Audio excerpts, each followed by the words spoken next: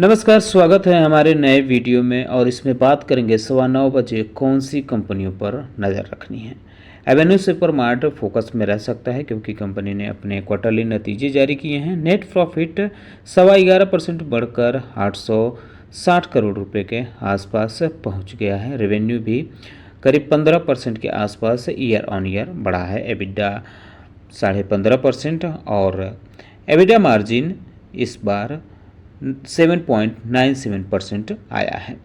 Just dial पे भी आप नज़र रख सकते हैं। इसने अपने नेट प्रॉफिट में 4.12% ईयर ऑन ईयर ग्रोथ दिखाया है और रेवेन्यू भी बढ़ते हुए देखने को मिला है।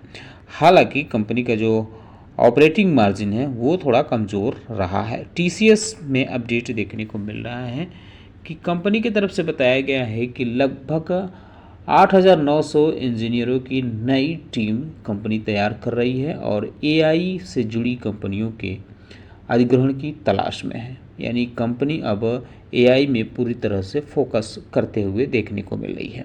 कंपनी का मानना है कि एआई आउटसोर्सिंग बिजनेस को कम नहीं करेगा बल्कि नए अवसर प्रदान करेगा।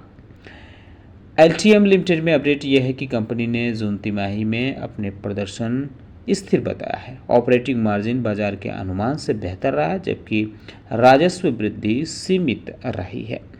ऑयल सेंसिटिव मुद्दे पर भी नज़र रख सकते हैं क्योंकि इससे जुड़ी कंपनियां फोकस में रह सकती हैं। ONGC, oil India, HPCL, BPCL जैसी कंपनियां फोकस में रह सकती हैं। ईरान ने हॉर्मुज स्ट्रेट ऑफ हॉर्मुज को फिर से बंद कर दिया है। इसकी खबर आने से कंपनियां फोकस में हो सकती हैं। कच्चे तेल की कीमतों में तेजी आती है तो इसका असर ओएमसी और ओएनजीसी, ऑयल इंडिया, पेंट कंपनियों, टायर कंपनियों और तेल आधारित अन्य कंपनियों पर असर देखने को मिल सकता है।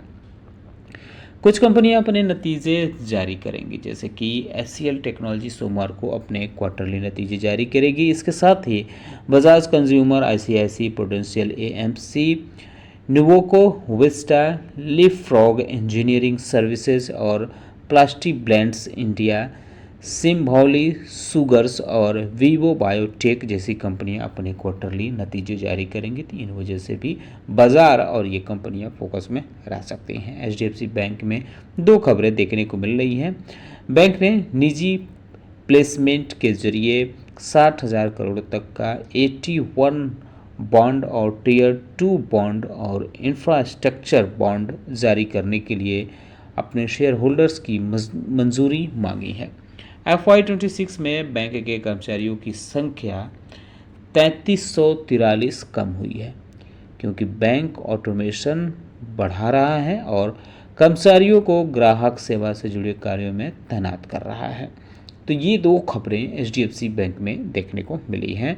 जेएसडब्ल्यू एनर्जी में लिमिटेड में अपडेट ये है कि कंपनी की subsidiary company JSW energy PSP11 limited को बोंदादा रिन्यूएबल एनर्जी से 443 करोड़ का एक ऑर्डर मिला है। यह order battery energy storage system और पावर कन्वर्सेशन सिस्टम्स की आपूर्ति के लिए मिला है।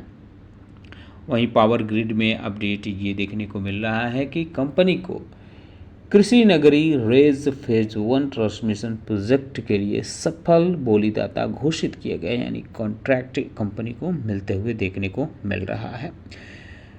स्टारलाइट टेक्नोलॉजी लिमिटेड में अपडेट ये देखने को मिल रहा है कि कंपनी ने यूरोप में फुजीकुरा लिमिटेड के खिलाफ पेटेंट विवाद में बड़ी जीत हासिल की है।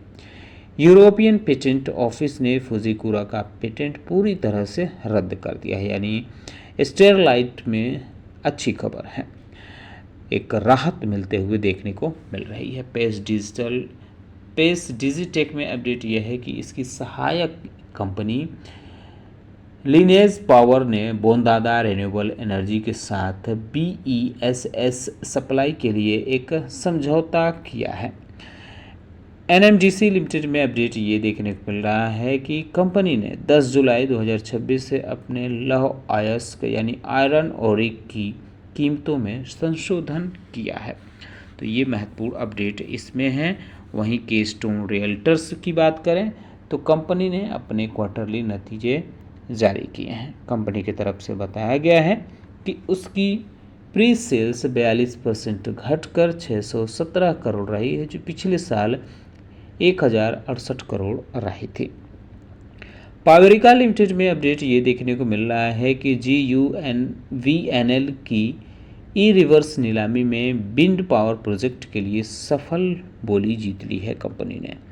तो एक तरह से कह सकते हैं कि कंपनी को एक फ़ायदा मिलते हुए देखने को मिल रहा है। फिनो पेमेंट्स बैंक में अपडेट ये देखने को मिल रहा है कि कंपनी ने जून में नए खाते कंपनी के 31% बढ़े हैं, यानी 3.13 लाख इसके खाते हो गए हैं। औसत जमा 11% बढ़कर 2,755 करोड़ हुए हैं और लोन रेफरल विवरण 3 गुना से अधिक बढ़ा है।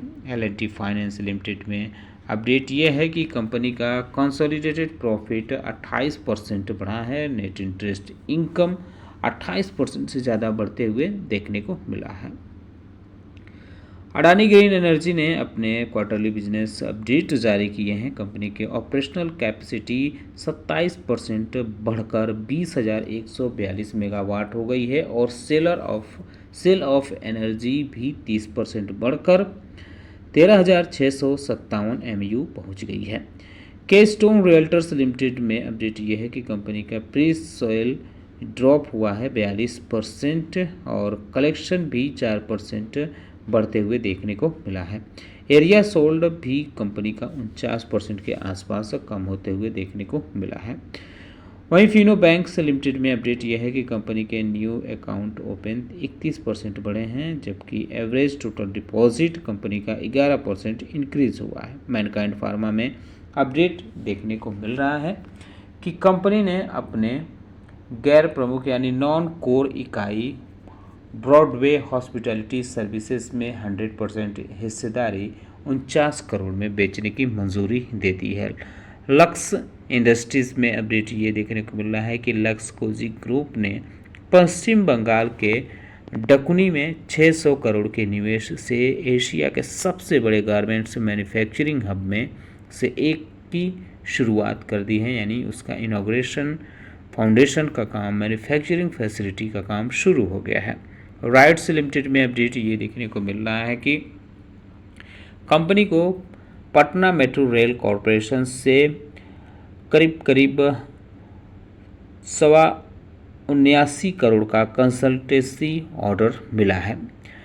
अब SBI के बारे में अगर हम बात करें तो SBI फंड मैनेजमेंट ने प्री IPO इन्वेस्टर को 1880 करोड़ के शेयर बेचने के बाद IPO का आकार अब 11,692 करोड़ से घटाकर 9,812 करोड़ कर दिया है।